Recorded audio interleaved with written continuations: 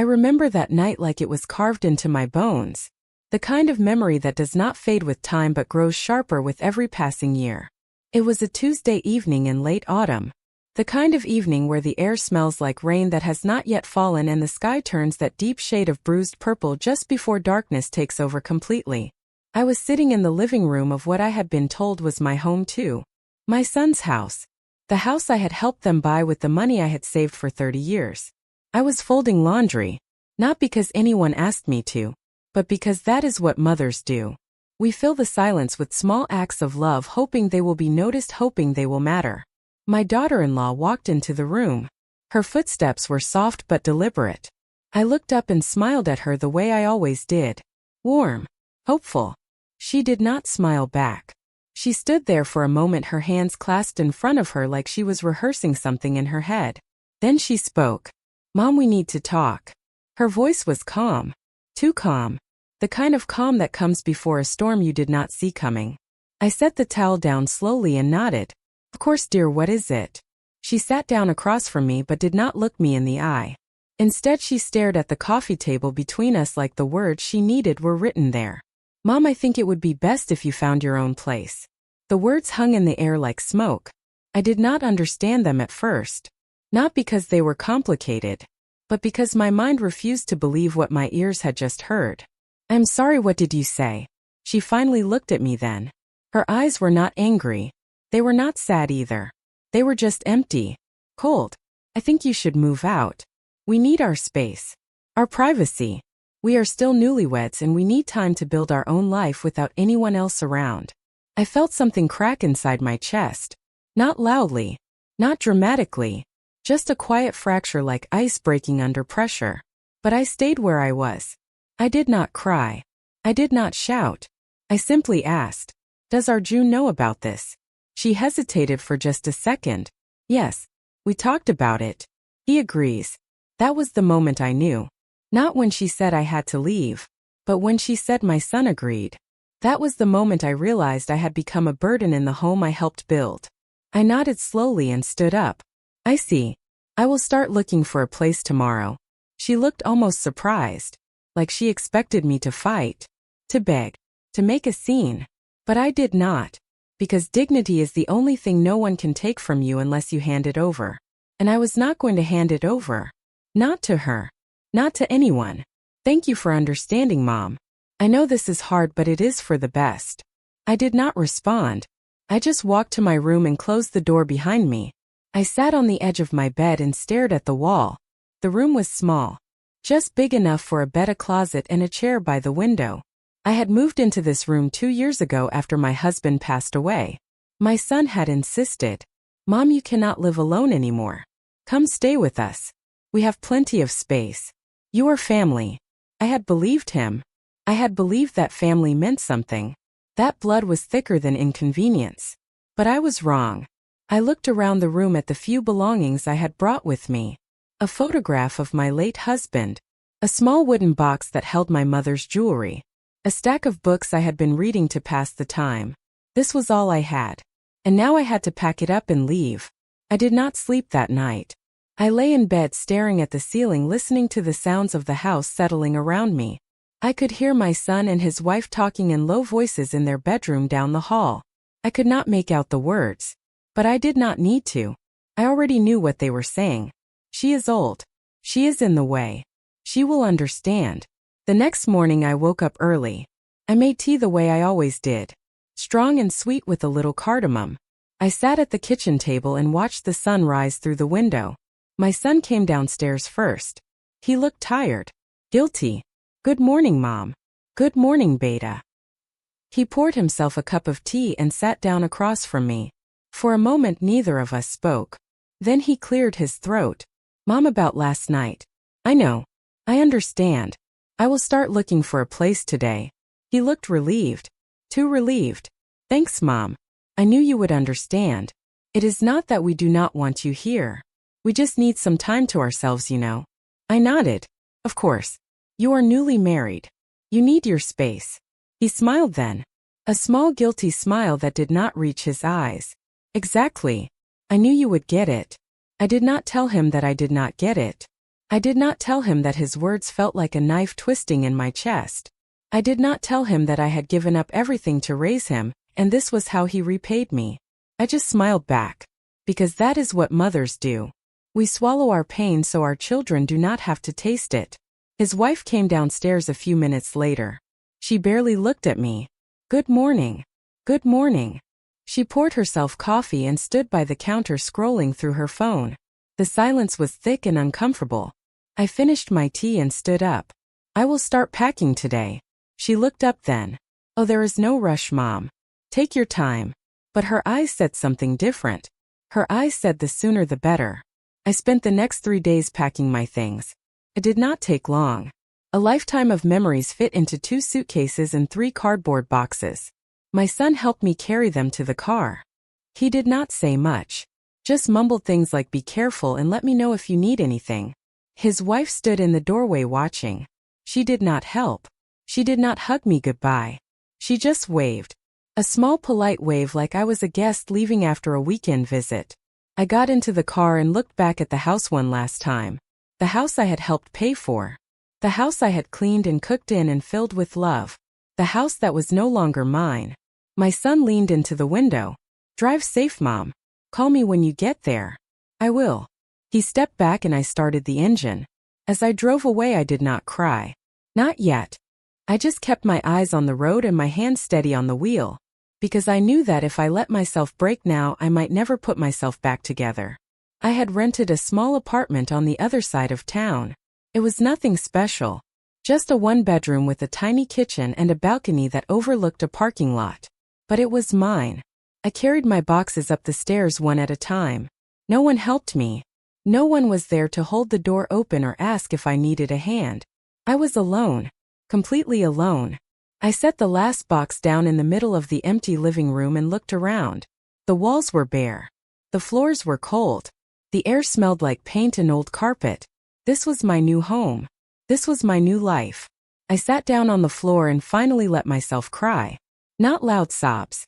Just quiet tears that rolled down my cheeks and dripped onto my hands. I cried for the life I had lost. For the son who had chosen his wife over his mother. For the family I thought I had. For the home I would never return to. But most of all, I cried for the woman I used to be. The woman who believed that love was enough. That sacrifice mattered. That being a good mother meant you would never be abandoned. I cried until there were no tears left. And then I stood up. I wiped my face with the back of my hand and looked around the empty apartment. This is not the end, I told myself. This is just the beginning. I did not know it then, but I was right. This was not the end of my story. It was the beginning of something new. Something stronger. Something mine. I was not always alone. There was a time when my life was full. When my days were loud with laughter and my nights were warm with love. But that feels like another lifetime now. A story someone else lived. I grew up in a small town where everyone knew everyone. The kind of place where your neighbors were family and your family was everything. My parents were simple people. My father worked at the post office. My mother stayed home and raised 4 children. We did not have much, but we had enough.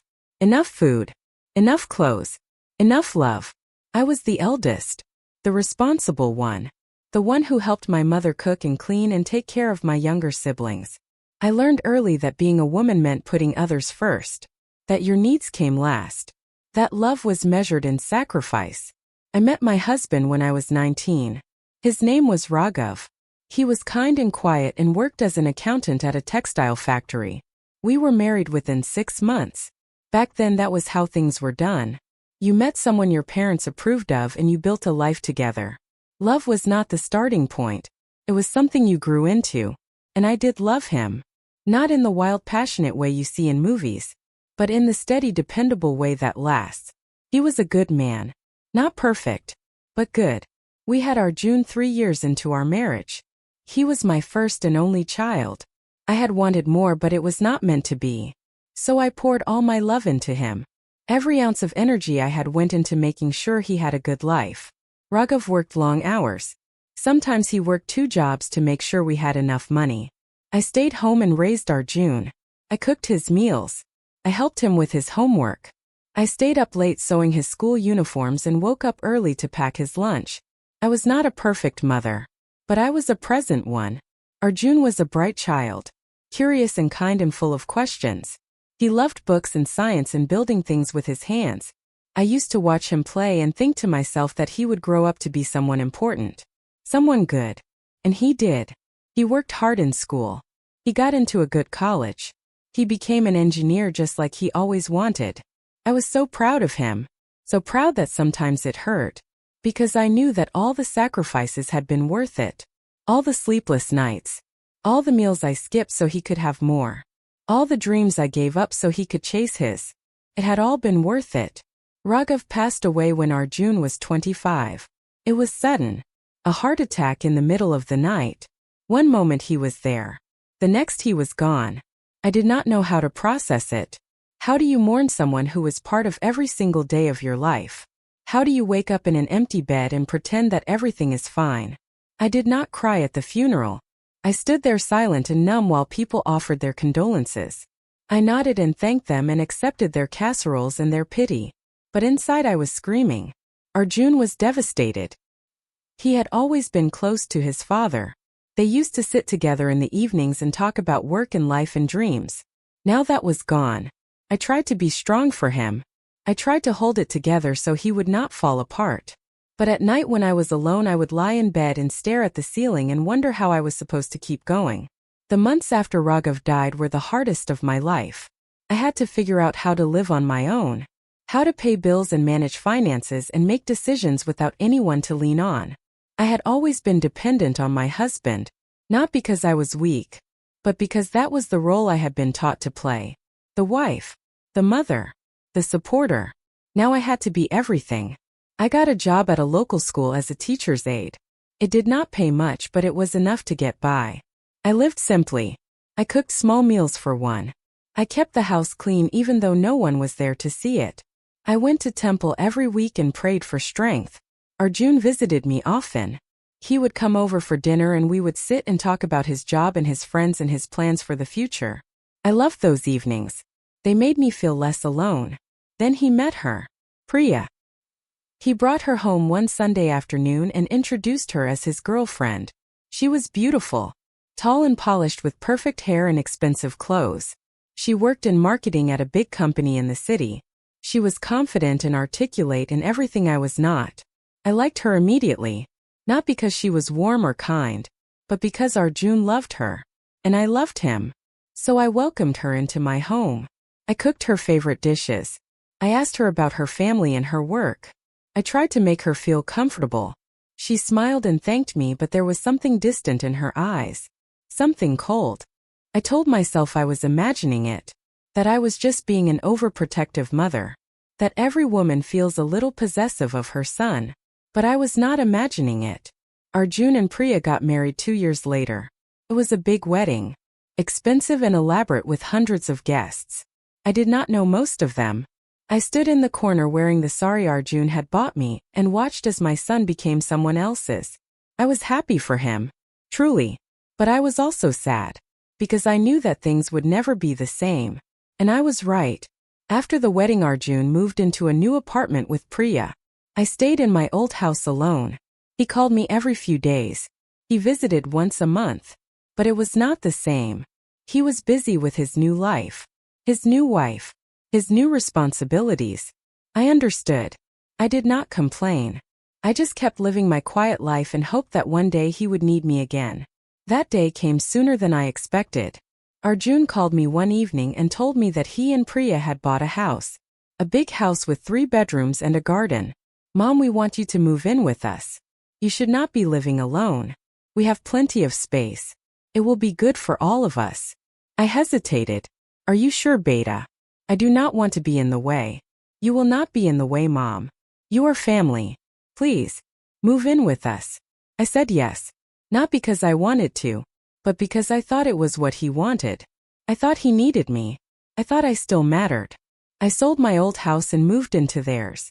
I took the smallest bedroom, the one at the end of the hall that barely fit a bed and a dresser. I did not mind. I was just grateful to be close to my son again.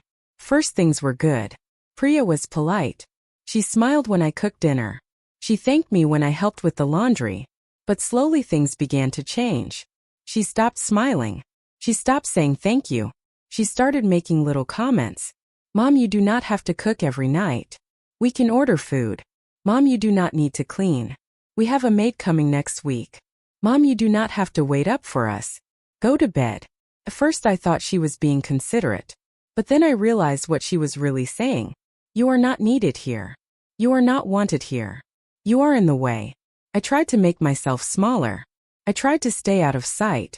I spent most of my time in my room reading or watching television. I only came out for meals. I stopped offering to help. I stopped asking questions. I stopped being a mother. Because that was what she wanted. And Arjun said nothing.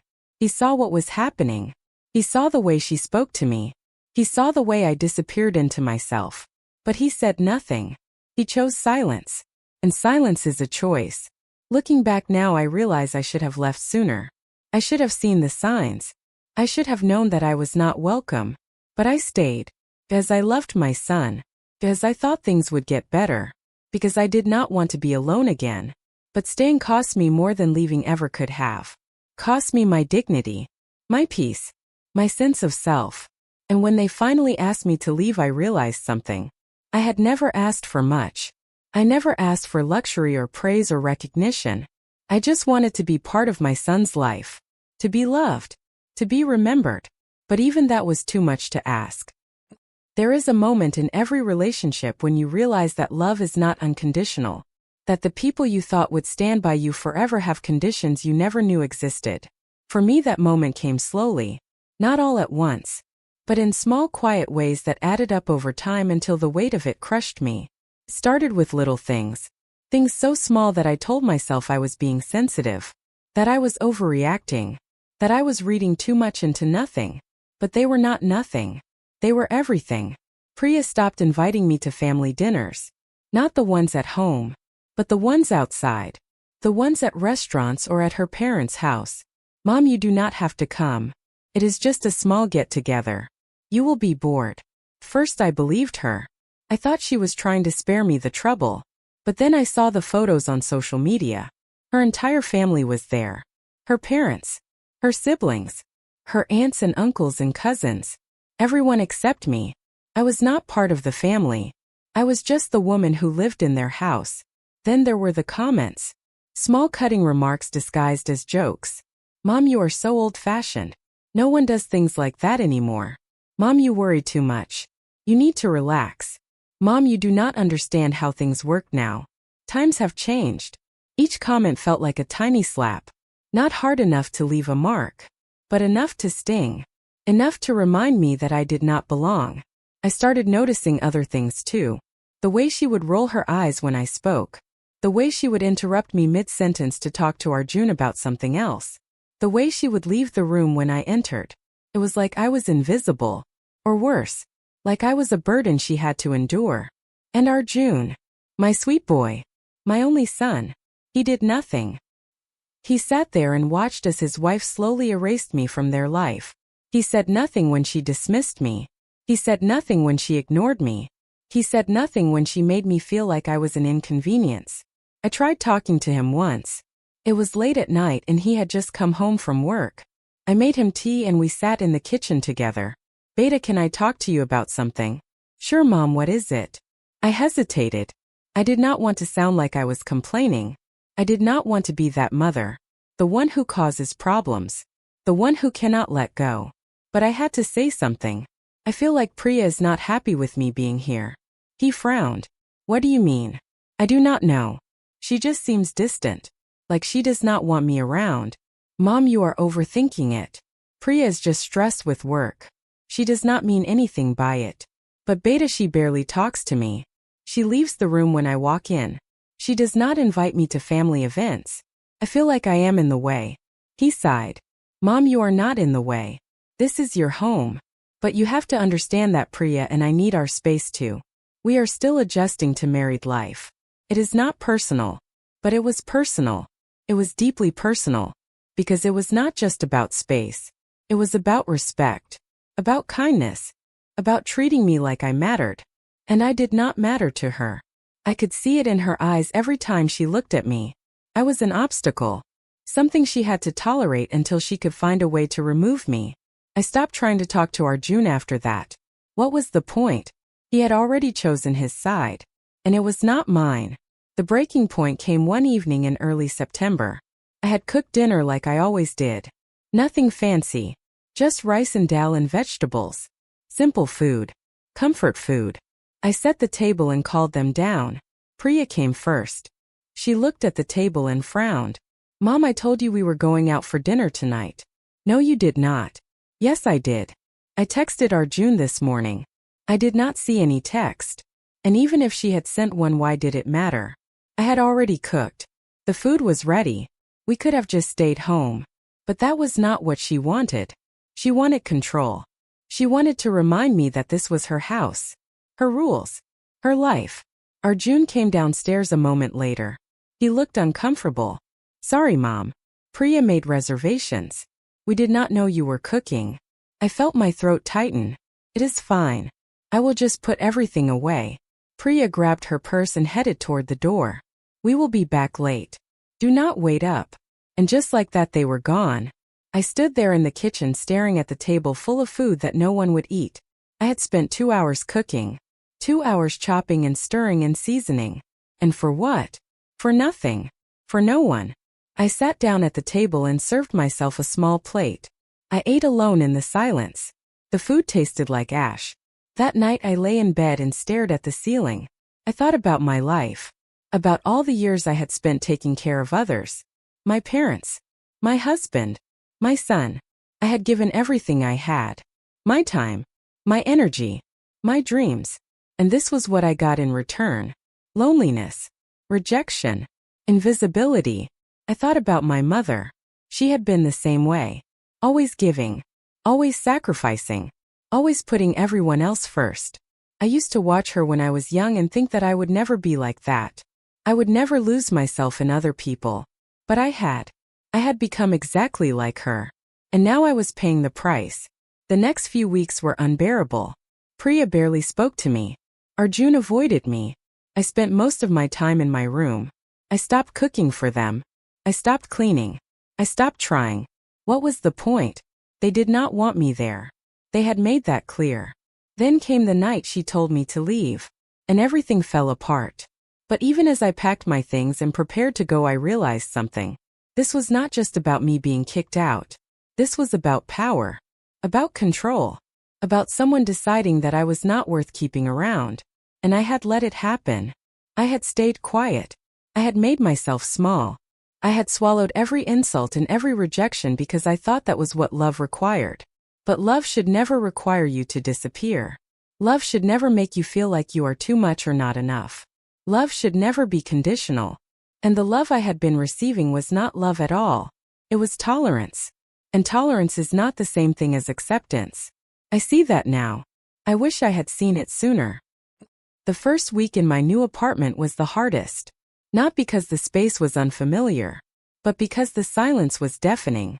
I had spent my entire life surrounded by noise. The sound of my husband's footsteps in the hallway. The sound of Arjun's laughter echoing through the house. The sound of pots and pans clattering in the kitchen as I cooked for people I loved. Now there was nothing. Just the hum of the refrigerator and the occasional creak of the floorboards.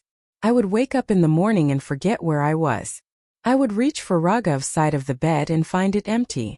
I would walk to the kitchen expecting to see Arjun sitting at the table reading the newspaper. But he was not there. No one was there. It was just me. I spent those first few days unpacking my boxes. I arranged my books on a small shelf. I hung up the photograph of Raghav by the window. I placed my mother's jewelry box on the dresser.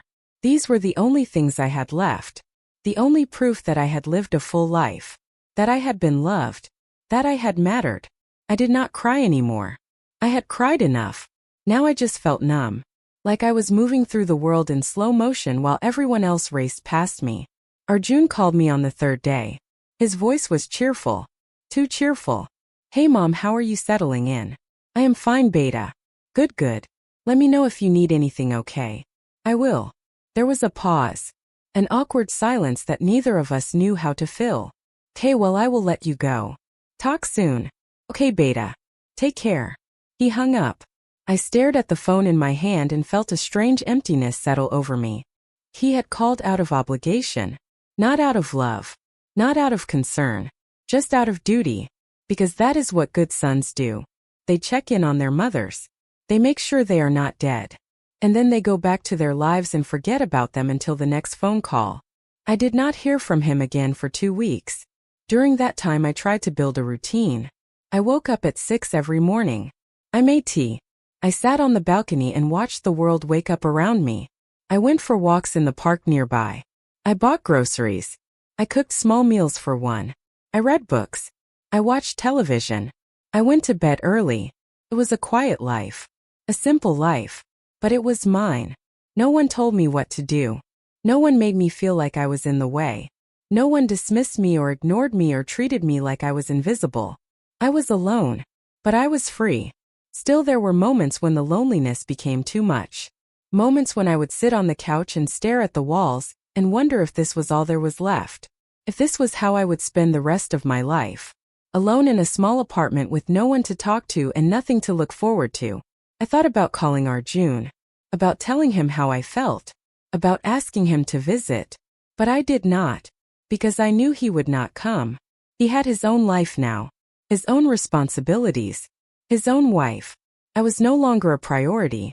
I was just an obligation he fulfilled once a month with a phone call and a polite question about my health. So I stopped waiting for him. I stopped hoping that things would change.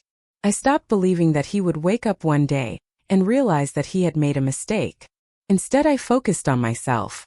I started going to a community center nearby. They had classes for senior citizens. Yoga. Painting. Book club. I signed up for the book club. It met every Thursday afternoon. There were about 10 of us. Mostly women in their 60s and 70s. We would sit in a circle and discuss whatever book we had been assigned that month. First, I did not talk much. I just listened. But slowly I started opening up. I started sharing my thoughts, my opinions, my interpretations. And people listened. They nodded. They agreed. They valued what I had to say. Felt good. To be heard. To be seen. To matter.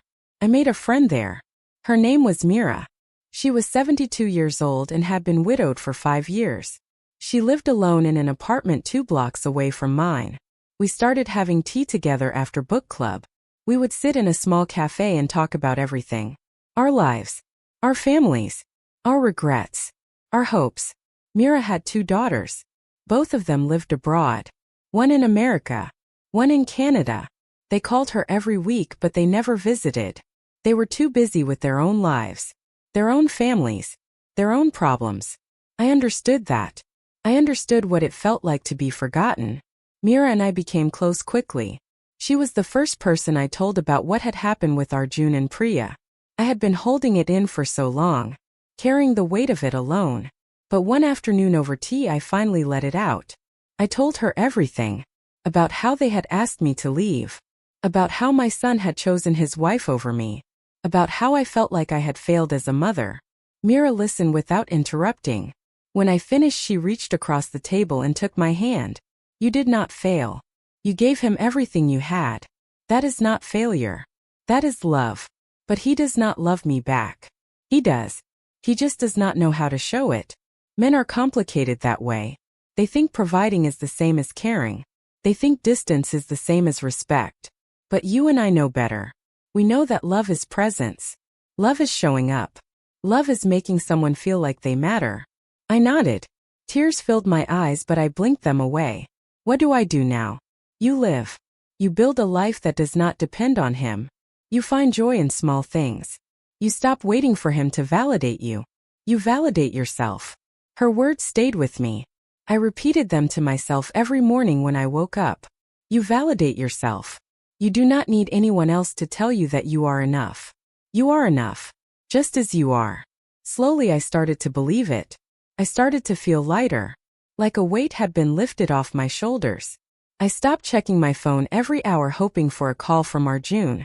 I stopped planning my days around the possibility of him visiting. I stopped living for him. And I started living for me. I redecorated my apartment. I bought a new rug. A new lamp.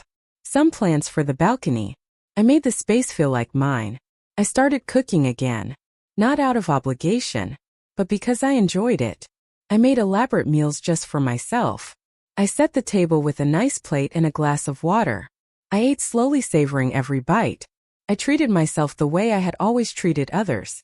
With care. With kindness. With love. And it felt good. Better than I expected. One evening I was sitting on the balcony watching the sunset when my phone rang. It was Arjun. I hesitated before answering. Hello. Hey mom. How are you?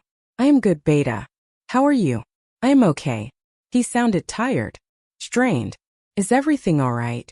Yeah, everything is fine. Just busy with work. I see. There was a pause. I waited.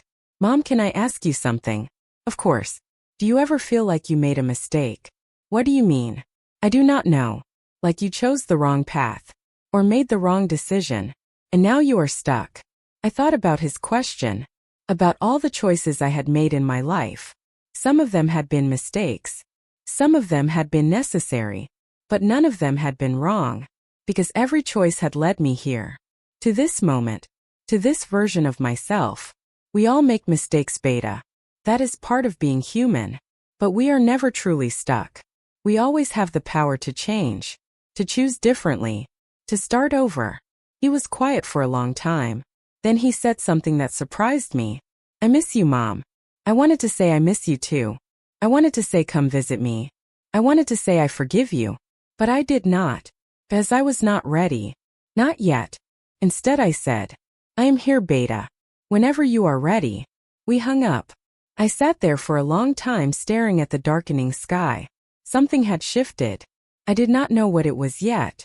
But I could feel it. A change was coming. And this time I was ready for it. 3 months after I moved out, I stopped expecting anything from Arjun. I stopped waiting for him to call. I stopped hoping he would visit. I stopped holding on to the idea that things would go back to the way they were.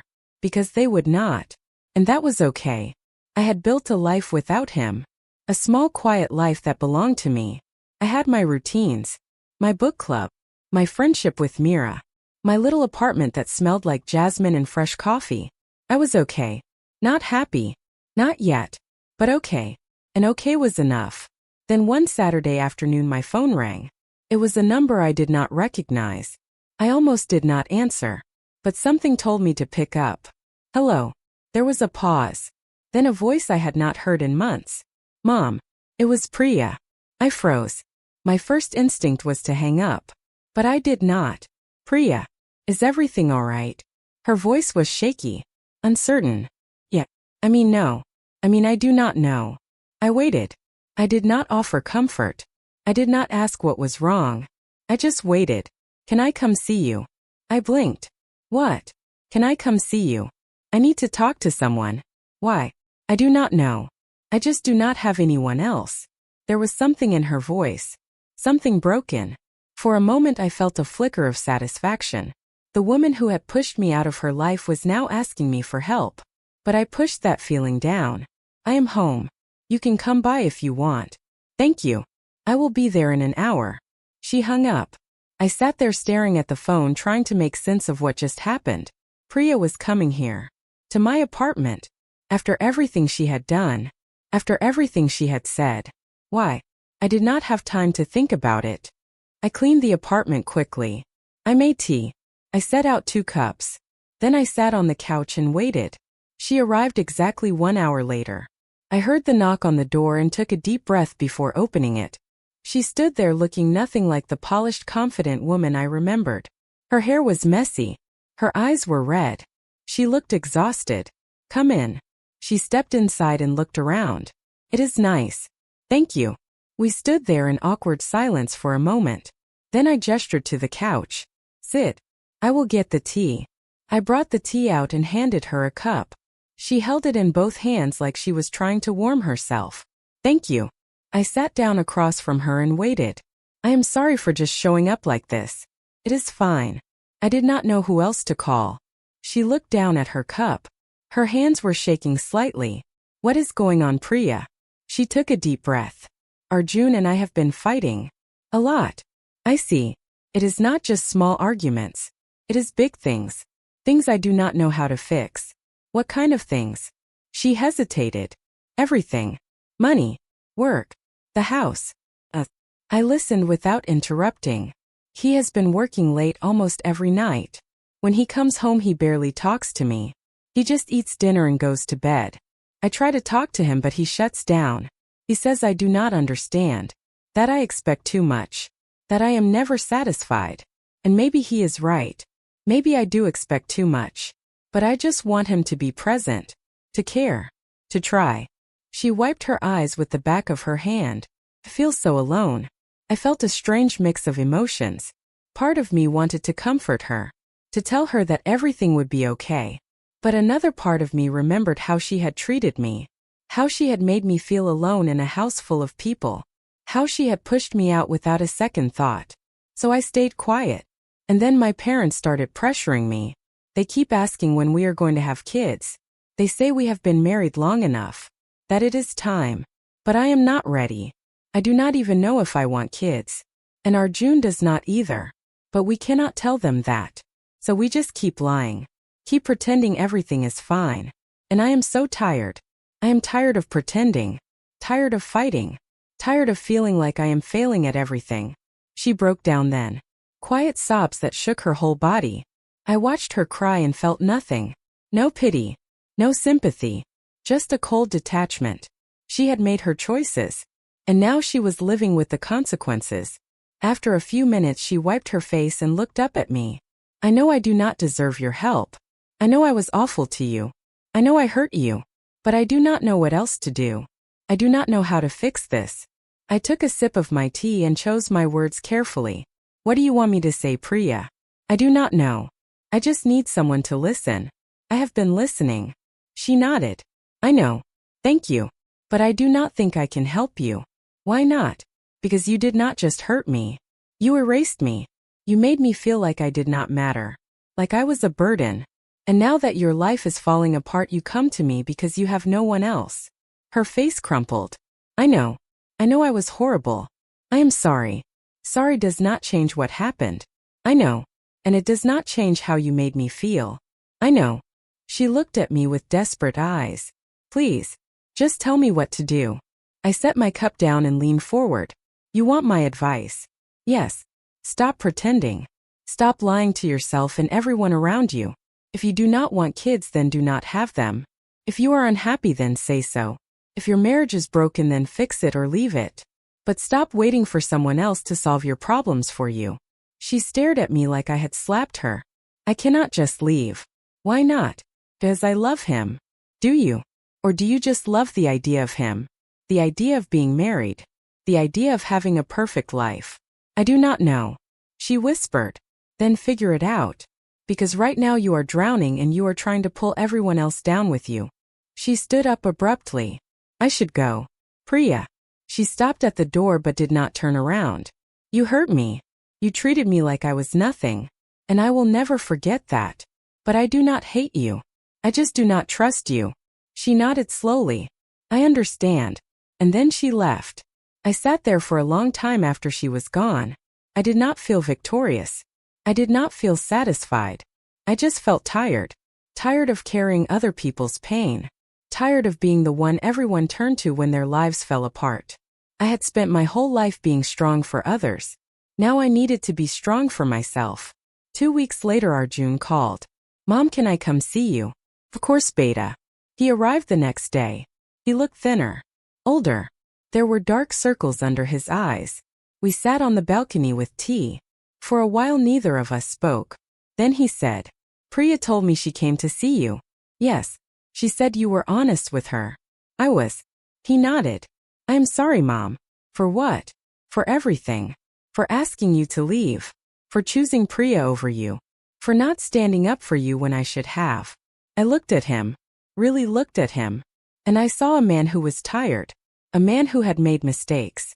A man who was finally starting to understand the cost of those mistakes. Why are you apologizing now? Because I was wrong. And it took me too long to see it. I reached over and took his hand. I forgive you, Beta. But things cannot go back to the way they were. I know. I have my own life now. And I like it. I am not waiting for you anymore. I understand. Good. We sat there in silence. But it was a different kind of silence. Not heavy. Not painful. Just peaceful. And for the first time in a long time I felt like maybe things would be okay. Not perfect. But okay. And that was enough. For months after Priya came to see me I had almost forgotten about her. Life had settled into a comfortable rhythm. I had stopped thinking about the past. I had stopped replaying conversations in my head. I had stopped wondering what I could have done differently. I was finally at peace. Then one evening there was a knock on my door. It was late. Almost 8 o'clock. I was not expecting anyone. I opened the door cautiously. And there she was. Priya. But she looked different. Her hair was pulled back in a messy ponytail. She was wearing jeans and an old sweater. No makeup. No jewelry. She looked young. Vulnerable. Scared. She was carrying 2 suitcases. Priya. She looked up at me and her eyes filled with tears. Can I stay here? I stared at her. What? Just for a few days. I have nowhere else to go. I did not move. I did not open the door wider. I just stood there trying to process what was happening. Where is Arjun? She looked down. We had a fight. A big one. I told him I needed space and he told me to leave. So I did. You left. Yes. And you came here. I did not know where else to go. My parents would just lecture me. My friends do not understand. You are the only one who knows what it is like. I felt a surge of anger. The audacity. The absolute audacity of this woman. She had kicked me out of her house. She had made me feel unwanted. She had treated me like I was invisible. And now she was standing at my door asking for help. Priya, I do not think this is a good idea. Please. Just for a few days. I promise I will stay out of your way. I will find somewhere else to go soon. I just need time to think. I looked at her standing there with her suitcases and her red eyes. Part of me wanted to slam the door in her face. To tell her to figure it out on her own. To make her feel the way she had made me feel. But I did not. Because I was not her. I was better than that. Fine. You can stay. But we need to set some ground rules. She nodded quickly. Anything. This is my home. You are a guest. I understand. You will help with chores. You will clean up after yourself. And you will not treat me the way you treated me before. I will not. Promise. I stepped aside and let her in. She dragged her suitcases into the living room and stood there awkwardly. You can sleep in the spare room. Thank you. I will make up the bed. I walked to the small closet and pulled out some sheets and a blanket. She followed me to the spare room. It was tiny. Barely big enough for a single bed and a dresser. I'm sorry it is so small. It is perfect. Thank you. I handed her the sheets and left her to settle in. I went back to the living room and sat on the couch. My hands were shaking. I did not know if I had made the right decision. But it was done now. The next morning I woke up early like I always did. I made tea and sat on the balcony. Priya emerged from the spare room around 8. She looked rested but still fragile. Good morning. Good morning. She poured herself a cup of tea and sat down across from me. Thank you for letting me stay. You are welcome. We sat in silence for a few minutes. Then she spoke. I know I do not deserve your kindness. You do not. But I am grateful for it. I looked at her. Why did you really come here, Priya? She hesitated. Because I did not want to be alone. You have friends. Family. They do not understand. And I do. You do. You know what it is like to feel like you are failing. To feel like no matter what you do it is never enough. I set my cup down. So you came here because you think I will feel sorry for you. No. I came here because I think you will tell me the truth. And what truth is that? That I ruined everything. That this is my fault. That I pushed everyone away and now I am paying for it. I watched her carefully. She was not looking for pity. She was looking for accountability. And that surprised me. Do you believe that? Yes. She said quietly. I do. Then why did you do it? She looked down at her hands. As I was scared. Of what? Of losing control. Of not being enough. Of failing. I thought if I could keep everything perfect then I would be safe. But instead I just pushed everyone away. Including Arjun. What happened between you two? She took a deep breath. He told me I was selfish, that I only think about myself, that I never consider how my actions affect other people. And he was right. I told him he was weak, that he never stands up for himself, that he lets everyone walk all over him. And I was right too. So we just stood there yelling at each other until we ran out of things to say. And then I left. Do you regret it? I do not know. Maybe. Or maybe I just regret the way it happened. I leaned back in my chair. You know what I think? What? I think you are both right. And I think you are both wrong. She frowned. What do you mean? I mean that relationships are not about being right or wrong. They are about understanding, about compromise, about choosing each other even when it is hard. And you two stopped choosing each other a long time ago. She looked like she might cry.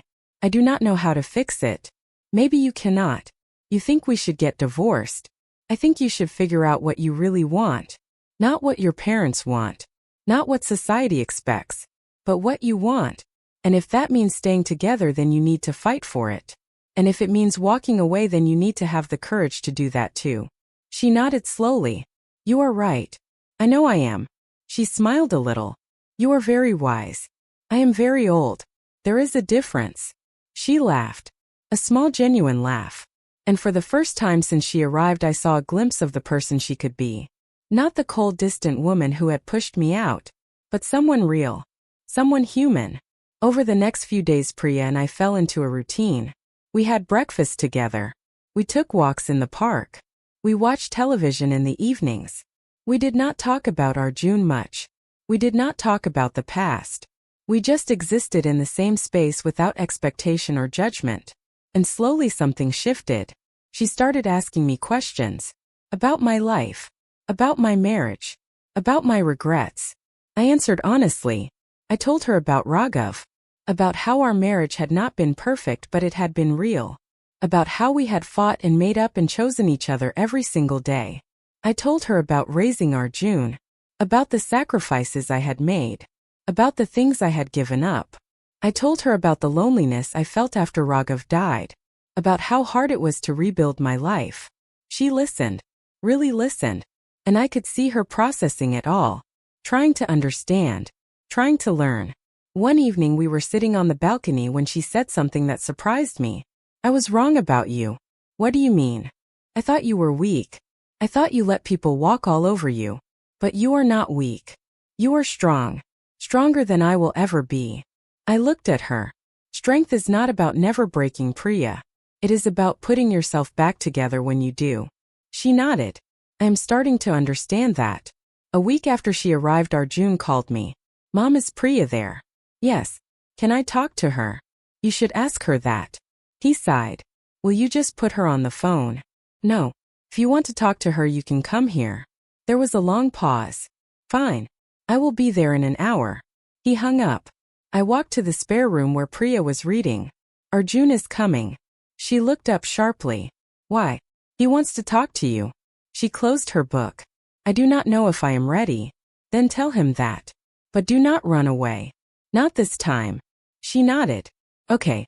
When Arjun arrived, the tension in the room was thick. He stood in the doorway looking at Priya like he did not know what to say. She stood by the window looking at him the same way. I excused myself and went to my room. This was their conversation, not mine. I could hear their voices through the wall. At first they were quiet. Then they got louder. Then they got quiet again. I did not listen to the words. I just listened to the rhythm. The ebb and flow of two people trying to find their way back to each other. An hour later there was a knock on my door. Mom. Yes, Beta. Can we talk to you? I opened the door. They were standing together. Not touching, but close. Of course. We all sat down in the living room. Arjun spoke first. We have been talking, and we have decided to try again. But we are going to do things differently this time. I nodded. That is good. Priya spoke next. I want to apologize. For everything. For the way I treated you. For making you feel unwanted. For kicking you out of your own home. I was wrong. And I am sorry. I looked at her. Really looked at her. And I saw someone who was genuinely remorseful. Someone who had learned. Someone who had grown. I accept your apology. She looked relieved. Thank you. But I want you to understand something. Anything. Forgiveness does not mean forgetting. I will forgive you, but I will not forget what happened. And I will not let it happen again. I understand. And moving forward, if we are going to have any kind of relationship, it will be on my terms. Not yours. I agree. Arjun reached over and took my hand. I am sorry too, Mom. I should have protected you. I should have stood up for you. I was a coward. You were. But you are learning. And that is what matters. He nodded. I love you, Mom. I love you too, Beta. We sat there together. The three of us. And for the first time in a long time, it felt like we might actually be okay. Not a family yet. But maybe someday. Forgiveness is a strange thing. People think it means letting go. Moving on. Pretending the hurt never happened. But that is not forgiveness. That is denial. Real forgiveness is messy. It is complicated. It is choosing to release the anger without erasing the memory. It is saying, I will not let this destroy me, but I will not pretend it did not hurt. That is the kind of forgiveness I gave Priya. And that is the kind of forgiveness I gave Arjun. After our conversation that day, Priya moved back in with Arjun. I stayed in my apartment. I did not go back to living with them. That chapter of my life was over. But we stayed in touch. Arjun started visiting me every Sunday. We would have lunch together and talk about his week. About work. About life. About the things that mattered. First, it was awkward. We were both trying to figure out how to be in each other's lives without falling back into old patterns. But slowly it got easier. We started laughing again. Telling stories. Remembering the good times. Priya came with him sometimes. Not every week. But enough. She would bring flowers or sweets and we would sit on the balcony and talk. She was different now. Softer. More open. More willing to listen. She asked me questions about my life. About my marriage. About my friendship with Mira. She told me about her therapy sessions. Yes, she had started going to therapy. She said it was helping her understand herself better. Helping her see the way she had hurt people. Including me. I was proud of her for that.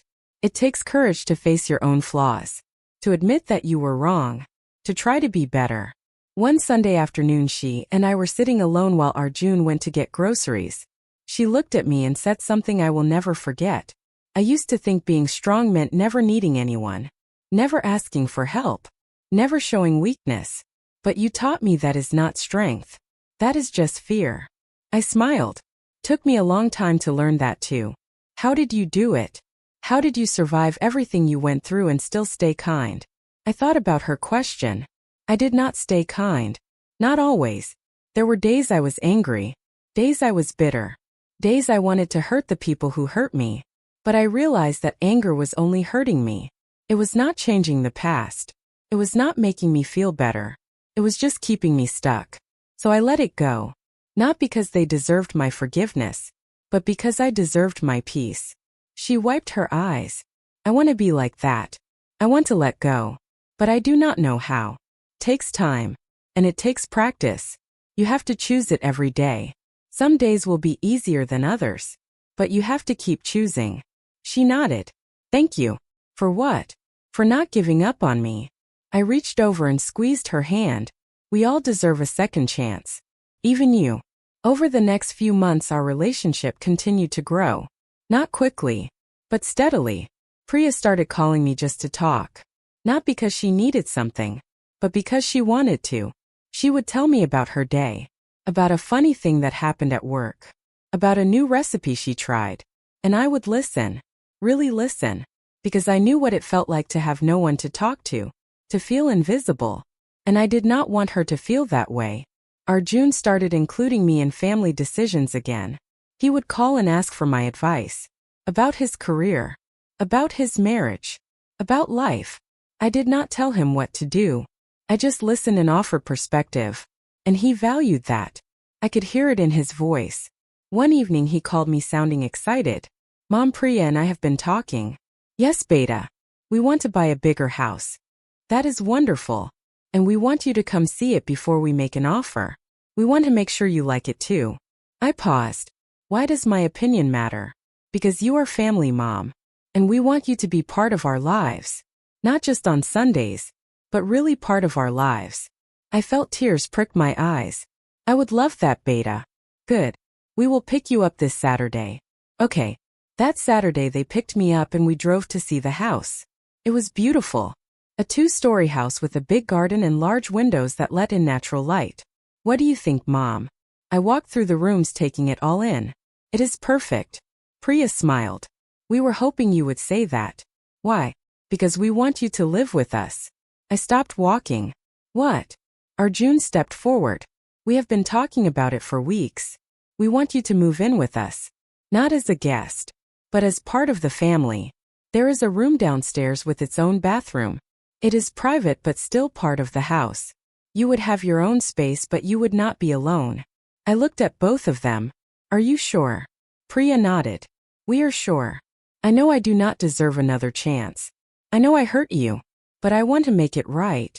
I want to build a real relationship with you. And I cannot do that if we are living in separate places. I felt overwhelmed. This was everything I had wanted a year ago. But now I was not sure. I had built a life on my own. A life I loved. Could I give that up? Can I think about it? Of course, Mom. Take all the time you need. I thought about it for 2 weeks. I made a list of pros and cons. I talked to Mira. I prayed. I meditated. I sat with the decision until I knew what felt right. And then I called Arjun. Beta, I have made my decision. Okay. What is it? I will move in with you. But I have conditions. Anything. I need my independence. I need to come and go as I please. I need my own space that no one enters without permission. And I need respect. From both of you. Always. You have it, Mom. Promise. Okay then. Let us do this. He laughed. A real genuine laugh full of relief and joy. Thank you, Mom. You will not regret this. I hope not, Beta. I hope not. We moved into the new house 2 months later. My room was on the first floor. It had big windows that overlooked the garden. A small sitting area. A private bathroom. It was perfect. I decorated it with my books and my photographs and my mother's jewelry box. I made it mine. The first few weeks were an adjustment. We had to learn how to live together again. How to share space without stepping on each other's toes. But we figured it out. We set boundaries. We communicated. We respected each other's needs. And slowly the house started to feel like a home. Not the way it was before. But something new. Something better. Priya and I started cooking together. She taught me new recipes and I taught her old family favorites. We would stand in the kitchen chopping vegetables and talking about everything and nothing. It was peaceful. Arjun and I started having morning tea together. Just the two of us. We would sit on the porch and watch the sunrise and talk about our plans for the day. Those moments became my favorite part of the day. One evening the three of us were sitting in the living room after dinner. Arjun was reading. Priya was scrolling through her phone. I was knitting. And I realized something. This was what family was supposed to feel like. Not perfect. Not without conflict. But real. Honest. Full of love and respect and effort. Priya looked up from her phone. Mom, can I ask you something? Of course. Do you forgive me? Really truly forgive me? I set my knitting down. Yes. I do. How? After everything I did. How can you forgive me? Because holding on to anger was killing me. And because you are trying. You are not the same person you were a year ago. And that matters. She smiled. A genuine smile that reached her eyes. Thank you. You are welcome. But forgiveness does not mean forgetting. I know. It means I choose not to let the past control my future. But I will always remember what happened. And I will always protect myself. I understand. Good. Arjun looked up from his book. I am proud of both of you. We both looked at him. Why? Because you could have walked away. You could have stayed angry. But instead you chose to fight for this. For us. And that takes courage. I smiled. Takes more than courage, Beta. Takes love. And we have that. We do. He said. We really do. That night I lay in bed and stared at the ceiling. I thought about everything that had happened. The pain. The rejection. The loneliness. The healing. The forgiveness. The new beginning. It had been a long, hard journey. But I had made it. I had survived. And I had come out stronger on the other side. Forgiveness is not forgetting, but it is freedom. Freedom from bitterness. Freedom from resentment. Freedom to move forward without the weight of the past dragging you down.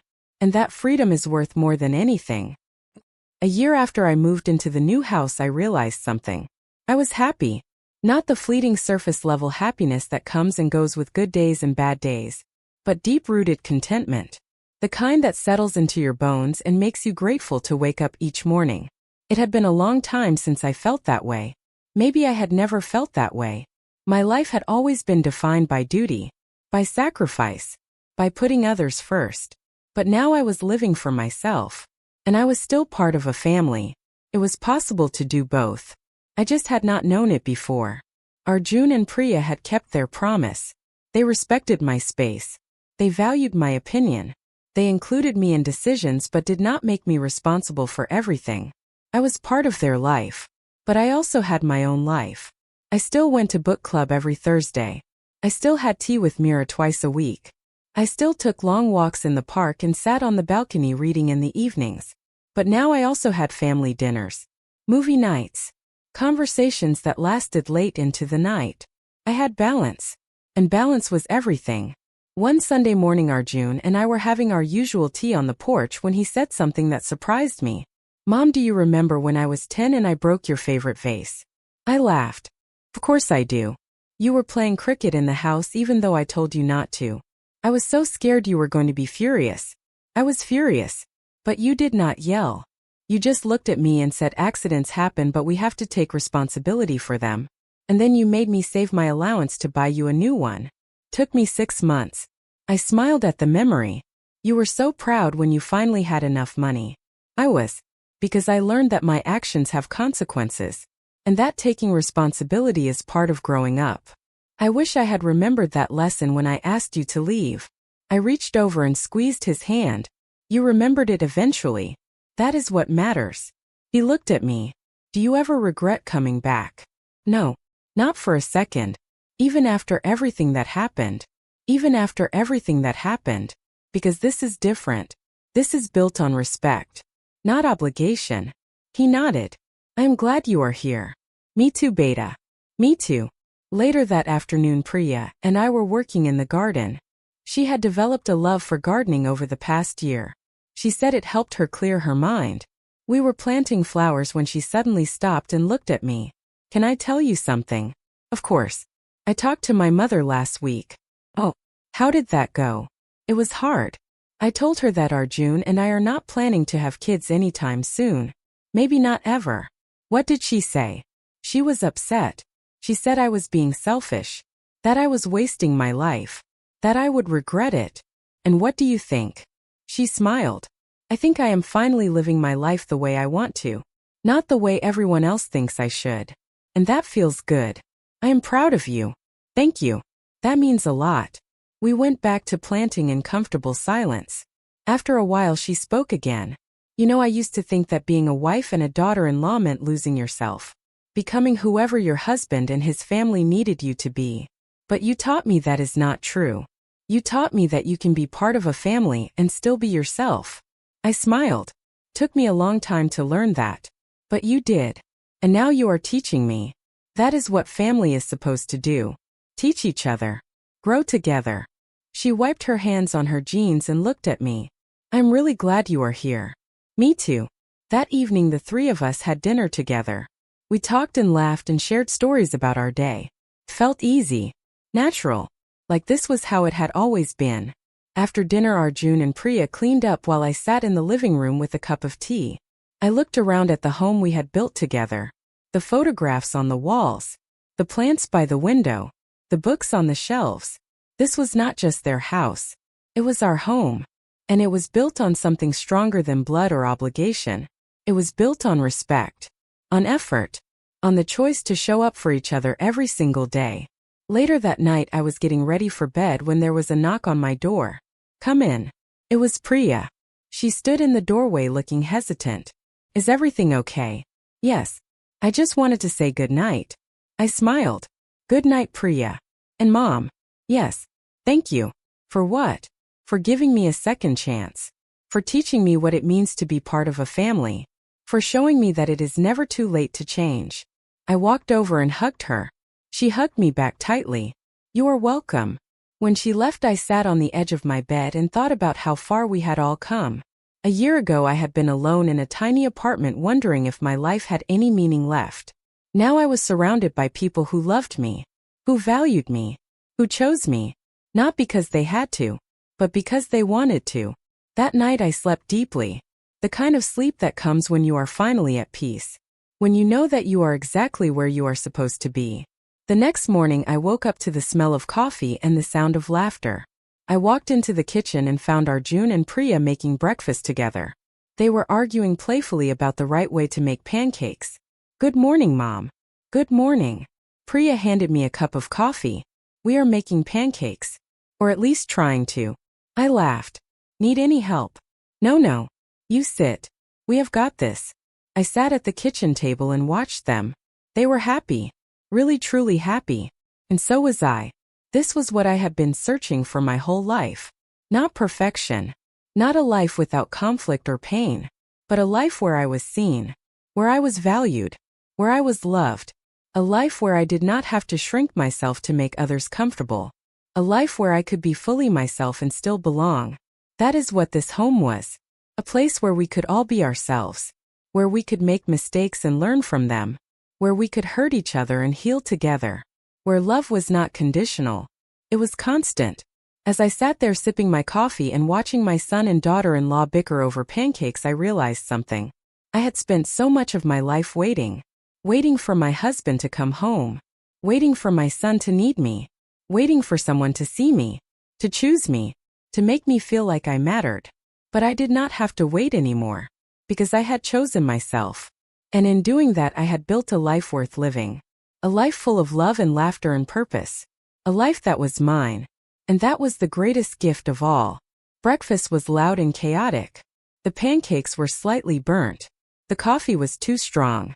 But it was perfect. Because we were together. Not out of obligation.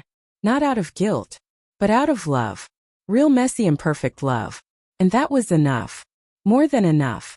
After breakfast, I went back to my room and sat by the window. I thought about the woman I used to be. The woman who believed that love meant sacrifice. That being a good mother meant disappearing. That asking for respect was selfish. I thought about the woman I had become. The woman who knew her worth. Who set boundaries. Who chose peace over approval. I was proud of her. Proud of me. I picked up my phone and called Mira. Hello. Hi, Mira. It is me. Oh, hello, dear. How are you? I am good. Really good. That is wonderful. Do you want to meet for tea this afternoon? I would love that. Perfect. I will see you at 2. See you then. I hung up and smiled. Life was full. Life was good. And I was finally home. Not in a place, but in myself. And that was the best kind of home there was.